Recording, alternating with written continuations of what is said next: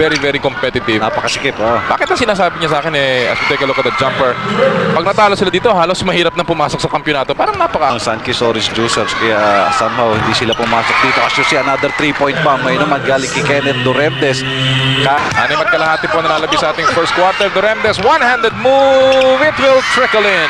Well, ito yung pinapanggitin natin si Kenneth Duremdes kapag hindi nabibigyan. Itong si Arte La Cruz. Maganda yung galaw niya pero wala yung basket Samantala si Kenneth Duremdes mula sa labas. Keeper. Duremdes, nalibre. Finally, nakanakaw sila ng isang iskinita doon, ng Kistway. Oh! What a pass! What a shot mula kay Kenneth Duremdes. Well, ito naman si Duremdes. Siya naman ang nag-sidestep. Ay, ang hirap nito. Looking for a foul si Duremdes. Parang if it rains, it pours. Ay, pumasok pa. With a bang, katulad na rin po ng Pepsi Megas. Duremdes, back-to-back baskets. Anim na lamang binigay kay Duremdes.